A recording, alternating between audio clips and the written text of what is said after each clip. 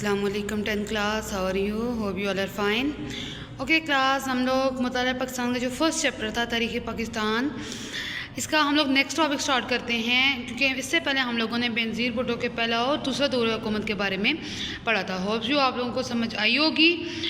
अच्छा जी, नेक्स्ट हमारे पास मियाँ नवाज शरीफ का दौर हुकूमत आ जाते हैं. इनके दो अदवार के बारे में हम लोग पढ़ेंगे.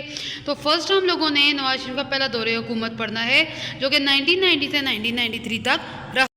या हम ये भी कह सकते हैं कि prime minister Nawaz Sharif first term 1992-1993. अच्छा जी, इसमें हमने किन किन चीज़ों के बारे में डिस्कशन करनी है. तो सबसे पहले हमने बैकग्राउंड या पस मंज़र देखेंगे, कब और क्यों कैसे आए, चैलेंजेस इनको क्या क्या मसाइल दरपेश थे, इकनॉमिक पॉलिसी या माशी पॉलिसी इनकी क्या थी, क्या इन्होंने अपने ऑब्जेक्टिव को अचीव किया या नहीं किया, फिर इनकी अचीवमेंट्स क्या थी, इसके अलावा ड्रॉबैक्स क्या थे, इनको क्यों क्यों नाकामियाँ हुई, and then at the last end of government कि इनकी हुकूमत का खात्मा कब और क्यों और कैसे हुआ. तो चलें जी, अब हम अपना बैकग्राउंड स्टार्ट करते हैं. अगर हम बैकग्राउंड की बात करें तो हमारे पास सबसे पहला जो पॉइंट आता है वो है इंटरेस्ट इन पॉलिटिक्स या सियासत में शमूलियत, कि इन्होंने सियासत में शमूलियत क्यों कब और कैसे अख्तियार की. तो अगर हम इनके इंटरेस्ट की बात करें तो हमने पहले जुल्फ़िकार अली भुट्टो का दौर हुकूमत पड़ा था, जिसमें उन्होंने सोशलिस्टिक जो पॉलिसीज़ थी वो अपनाई थी, जिसके तहत उन्होंने बहुत सी बड़ी बड़ी इंडस्ट्रीज़ को नेशनलाइज कर दिया था. उसको मैंने बताया था स्टील इंडस्ट्री जो इत्तेफाक ग्रुप इंडस्ट्री थी नवाज शरीफ लोगों की, उसको भी इन्होंने अपने कंट्रोल में कर लिया, हुकूमत के कंट्रोल में दे दिया. तो अब जो नवाज शरीफ थे, अगर हम इनके बैकग्राउंड के बारे में देखें तो ये एक इंडस्ट्रियलिस्ट फैमिली से बिलोंग करते हैं, एक सरमायादार जो ख़ानदान है उससे ताल्लुक़ रखते हैं. इनकी अपनी एक जो है वो इंडस्ट्रीज़ थी, बिजनेसमैन थे ये. लेकिन जब भुट्टो ने इनकी इंडस्ट्रीज़ को नेशनलाइज किया था तो इनको बहुत ज़्यादा नुकसान हुआ था. अब इस नुकसान को पूरा करने के लिए जो इतने सालों भुट्टो ने इनसे ली रखी है, तो फिर इन्होंने सियासत में जो है वो शमूलियत अख्तियार की थी. कुछ लोग इनके बारे में ये कहते हैं कि ये हुकूमत में आए थे पैसा हासिल करने के लिए. तो नवाज शरीफ का ये कहना है तो सियासत में आने से पहले भी इनके पास पैसा तो था, और वो कहते भी ठीक थे, क्योंकि अब अगर हम देखें उनका बैकग्राउंड तो वो एक इंडस्ट्रियलिस्ट फैमिली से बिलोंग करते हैं, बिजनेसमैन हैं, तो पैसा तो उनके पास पहले भी बहुत ज़्यादा था. अच्छा जी, अगर हम देखें वो ताल्लुक़ कहाँ से रखते थे नवाज शरीफ, तो वो कश्मीरी पंजाबी थे. जब पाकिस्तान और इंडिया आज़ाद हुए थे तो तब वो लोग अमृतसर में रहते थे और फिर वहाँ से हिजरत करके पंजाब में आए थे और यहाँ उन्होंने अपनी एक इंडस्ट्री लगाई थी. तो फिर इन्होंने भुट्टो की जब हुकूमत ख़त्म होती है और ज़ियाउल हक जब आते हैं, मार्शल लॉ लगाते हैं मुल्क में, तो फिर जो है जब ज़ियाउल हक आए थे तो उन्होंने अपने दौर में नेशनलाइजेशन की पॉलिसी को ख़त्म किया था, क्योंकि नवाज शरीफ कैपिटलिस्ट थे तो कैपिटलिस्टिक इकानमी को जो है वो बहुत ज़्यादा फ़रोग दे रहे थे, और ज़ियाउल हक ने भी कैपिटलिस्टिक इकानमी को आगे बढ़ाया था. लिहाजा जब ज़ियाउल हक ने 1981 के अंदर हुकूमतें बनाने का कहा तो 1981 के अंदर इनको या जो नवाज शरीफ थे इनको फाइनेंस मिनिस्टर बनाया गया पंजाब का. तो 1981 के अंदर ये फाइनेंस मिनिस्टर बनते हैं, और फिर 1981 के बाद दोबारा से जब 1985 के अंदर ज़ियाउल हक जो है दोबारा से हुकूमत को इस्टेब्लिश करते हैं, तो 1985 में इनको CM पंजाब या वज़ीर आला पंजाब भी बनते हैं. यानी ज़ियाउल हक के दौर में 1985 से 1988 तक ये वज़ीर आला पंजाब भी रहे हैं. अब नेक्स्ट इंटरेस्ट इन पॉलिटिक्स के बाद हमारे पास पॉइंट आता है बेनज़ीर भुट्टो का इरा. तो बेनज़ीर भुट्टो का इरा आपको पता है 1988 to 1990 रहा है, और फिर करप्शन के इल्ज़ामात की वजह से इनकी हुकूमत ख़त्म हो गई थी.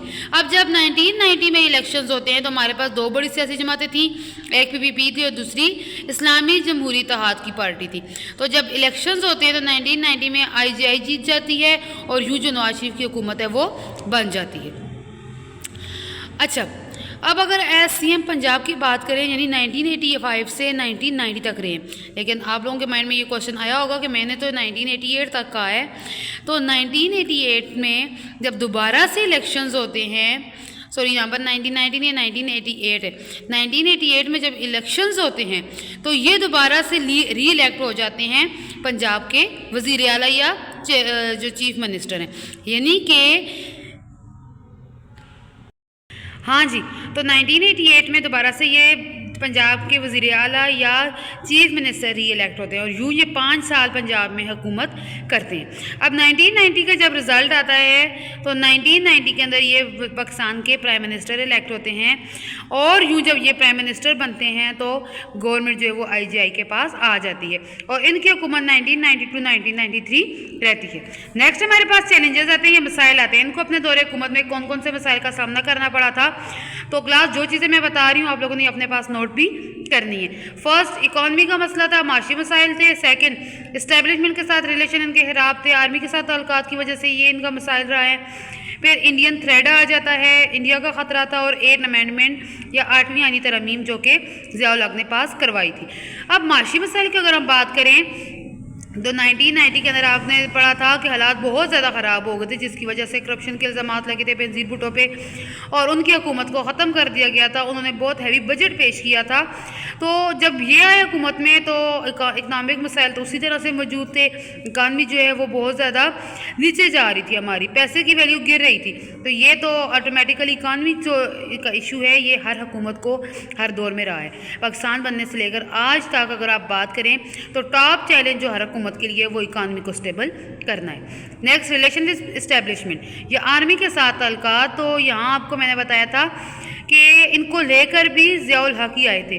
तो जब आर्मी खुद इन्हें लेकर आई थी तो फिर आर्मी के साथ उनके ताल्लुकात ख़राब कैसे हो सकते हैं। तो ताल्लुकात ख़राब होने की ये वजह थी कि बेशक आर्मी तो लेकर आती है, हमारे मुल्क में गवर्नमेंट बनाने में मेन रोल ही आर्मी का है, लेकिन जब कोई भी वज़ीर आज़म आता है जब वो अपनी मर्ज़ी से पॉलिसीज़ लाना चाहता है तो फिर आर्मी उसके खिलाफ हो जाती है। यूँ नवाज शरीफ आया तो आर्मी की मदद से थे, लेकिन जब इन्होंने अवाम के प्रेशर में अवाम के दबाव में आकर आर्मी के खिलाफ पॉलिसीज़ और अवाम के फेवर में पॉलिसीज़ बनाई तो फिर आर्मी इनके खिलाफ हो गई थी।